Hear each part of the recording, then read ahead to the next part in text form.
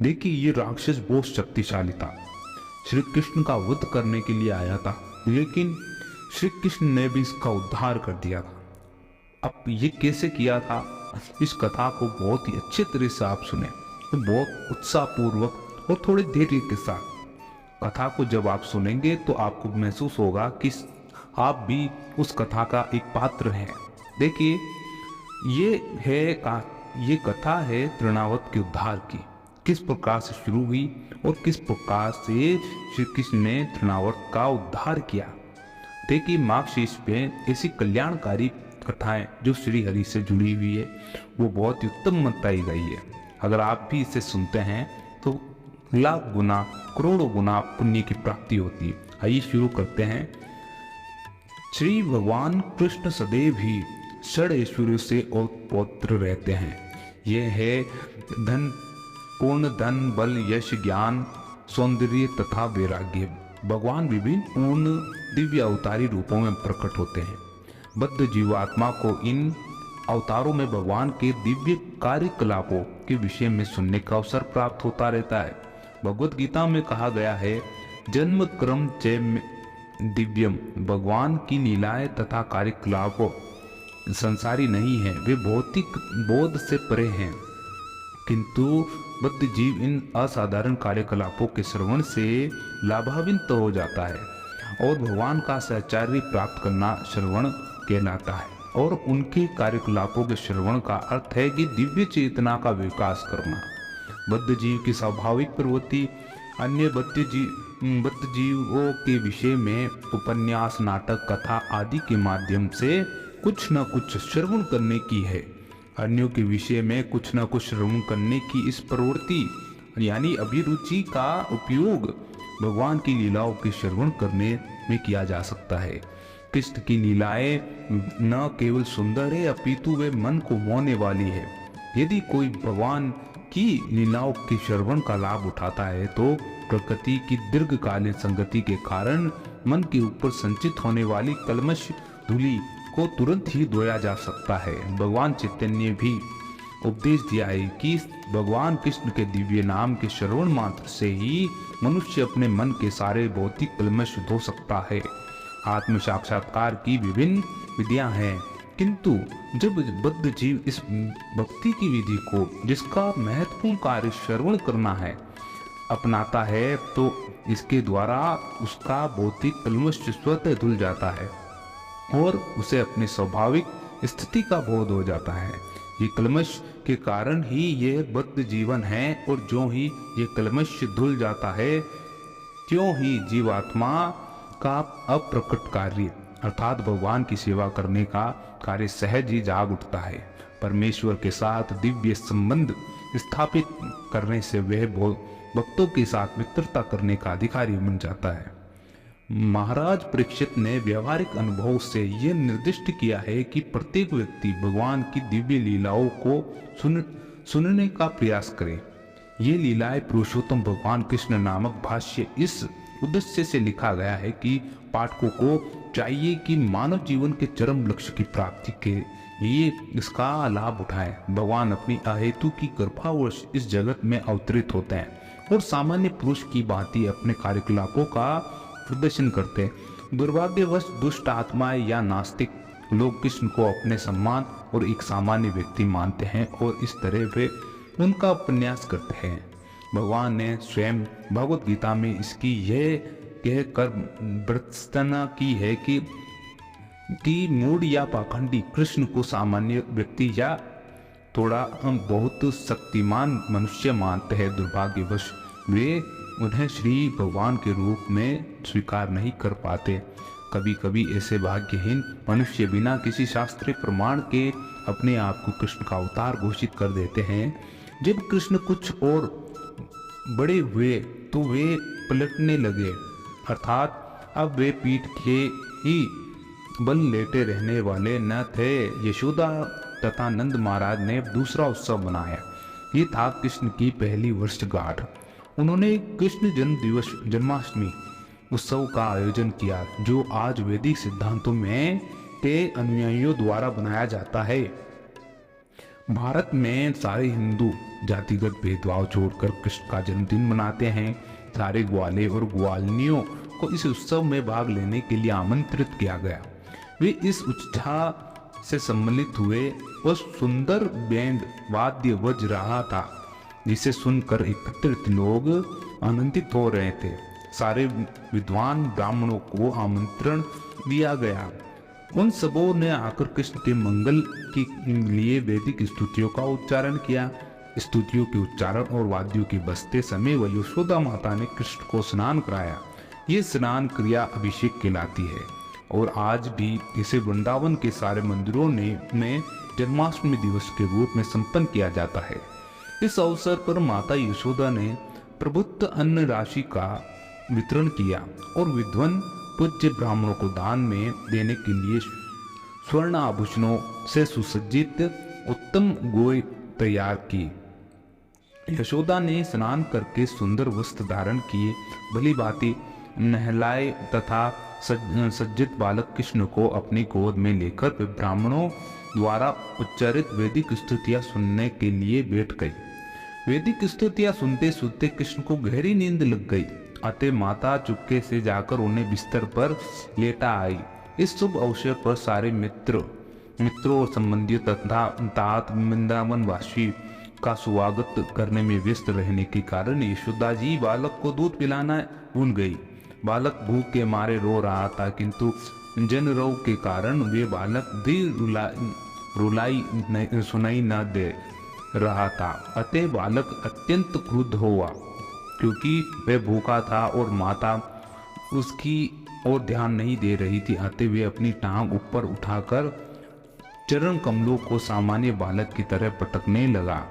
बालक कृष्ण को एक झटके के नीचे रखा गया था।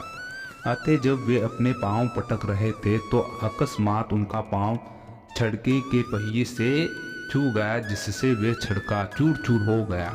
इस छड़के पर अनेक प्रकार के पात्र पीतल की थालियां संचित थी। आते वे सब धड़ाम से नीचे गिर गई। छड़के का पहिया धुरे से निकल गया और पहिए के सारे आरे टूटकर इधर उधर छितर गए। माता यशोदा तथा समस्त गोपियां उनके साथ साथ नंद महाराज तथा सारे ग्वाले आश्चर्यचकित थे कि ये छड़का किस तरह स्वतः बहरा पड़ा। ये उत्सव में समागत सारे स्त्री पुरुष छड़के के चारों ओर एकत्रित हो गए और सुझाव देने लगे कि ये छड़का किस तरह बहराया होगा, किंतु कोई भी इसका कारण नहीं जान पाया।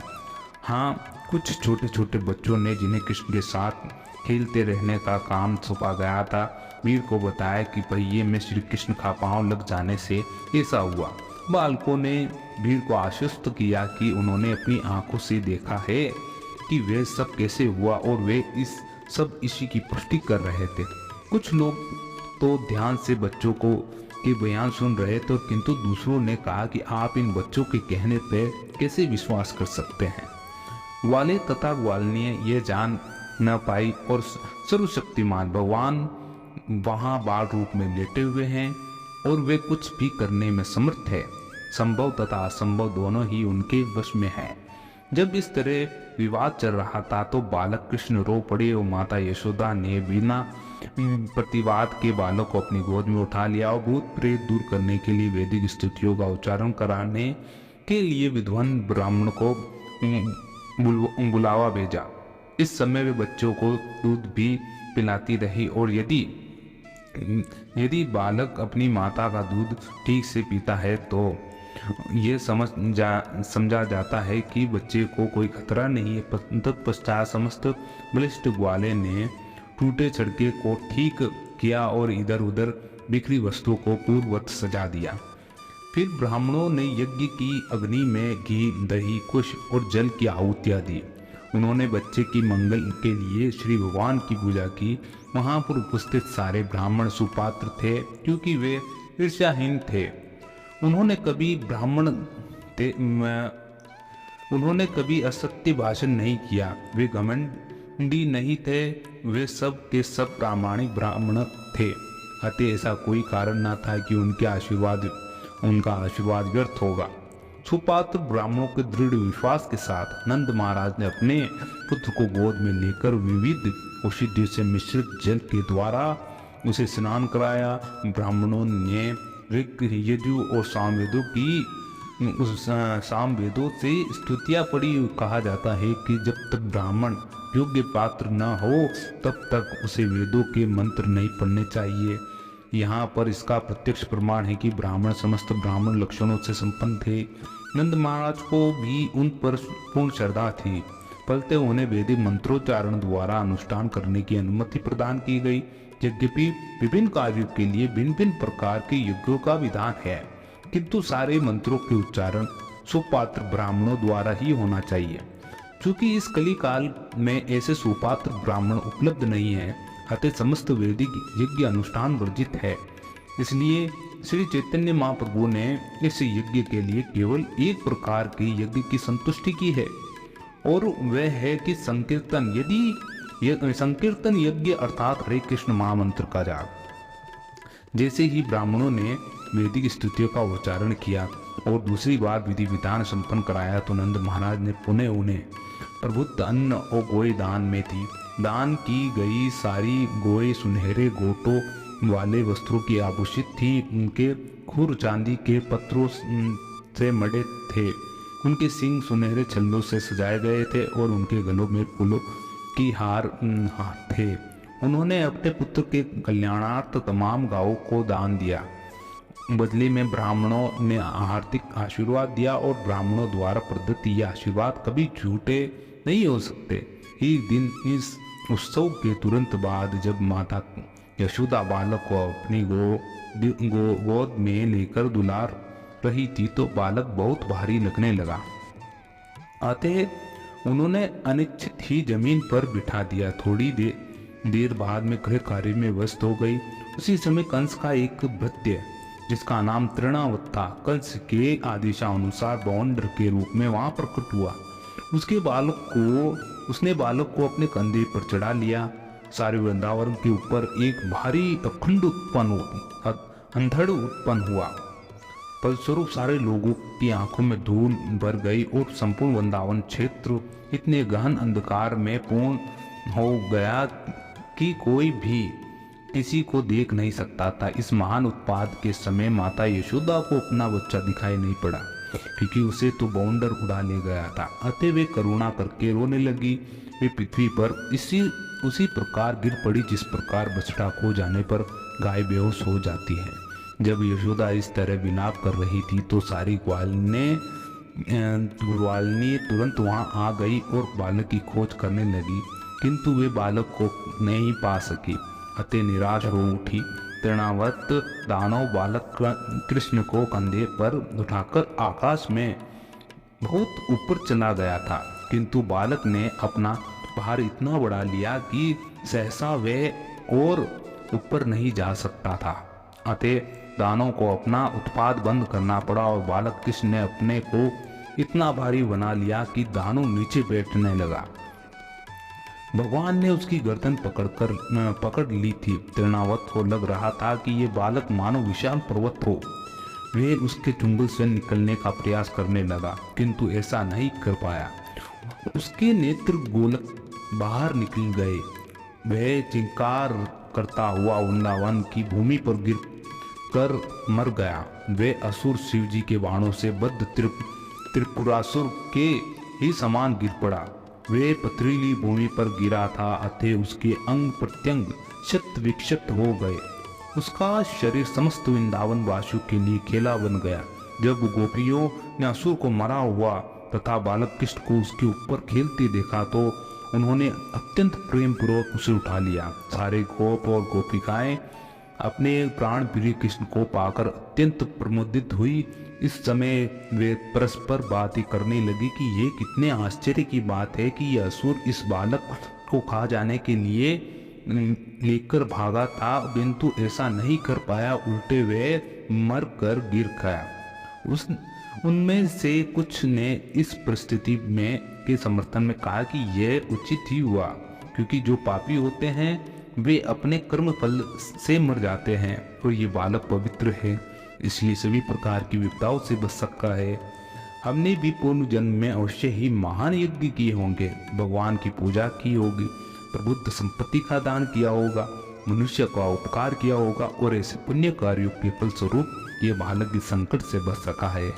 वहाँ पर संवेद गोपियाँ परस्पर कहने लगी, पूर्व जन्म में हमने कैसी तपस्या की हुई है, हमने अवश्य ही भगवान की पूजा की होगी, विविध प्रकार के यज्ञ किए होंगे, दान दिए होंगे, वट वृक्ष लगाने और कुएं खोदने और कल्याणकारी कार्य संपन्न किए होंगे।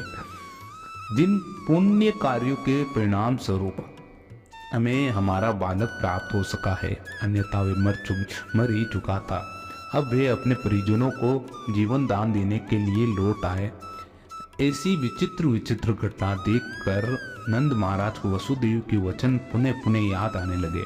इस घटना के बाद एक बार जब यशोदा अपने पुत्र को प्रेम पूर्वक दुलार कर रही थी तो उनके स्तनों से दूध की धारा बह निकली, और जब उन्होंने अपनी उंगलियों से बालक के मुख खोलकर चाहा तो उन्हें ये मुख के भीतर सारा ब्रह्मांड दिखाई पड़ा। उन्होंने कृष्ण के मुख के भीतर नक्षत्र सहित पूरा आकाश, चारों दिशाएं, तारे, सूर्य, चंद्र, अग्नि, वायु, समुद्र, द्वीप, पर्वत, नदियाँ, जंगल, सारे जड़ जंगम प्राणी देखे। ये देखकर माता यशोदा का दिल धड़कने लगा और वे अपने आप बुदबुदाए और कितना विचित्र है ये। वे कुछ भी व्यक्त न कर पाए, बस उन्होंने अपनी आंखें मूंद ली और वे विचित्र भावों में लीन हो गई और कृष्ण द्वारा अपनी माता की गोद में लेटे रहकर अपनी विराट रूप का प्रदर्शन यही सिद्ध करता है कि भगवान सदैव भगवान होते हैं, चाहे वे माँ की गोद में लेटे हों या कुरुक्षेत्र की भूमि में युद्ध भूमि में सारथी बने हों। इससे निर्वेशवादियों का यह मनगढ़ंत विचार कि मनुष्य ध्यान या किसी कृत्रिम कर्म द्वारा भगवान बन सकता है झूठा सिद्ध हो जाता है। ईश्वर चाहे जिस भी दशा में रहे, ईश्वर रहते हैं और वे जीव सदा परमेश्वर के अंश रूप है। वे कभी भी भगवान की अकल्पनीय अलौकिक शक्ति की बराबरी नहीं करता। बोले श्री कृष्ण की जय। देखिए, ये अद्भुत कथा श्री कृष्ण की है जिसने तृणावत का उद्धार किया। तो आपको ये कथा किस प्रकार से लगी जरूर हमें जानकारी दें। अगर कथा बहुत सुंदर लगी हो तो आप एक लाइक जरूर करें। तो हमारे चैनल से जुड़े आनंद मार्ग हम मिलते हैं हम आपसे अगले वीडियो में। जब तक के लिए जय श्री हरि।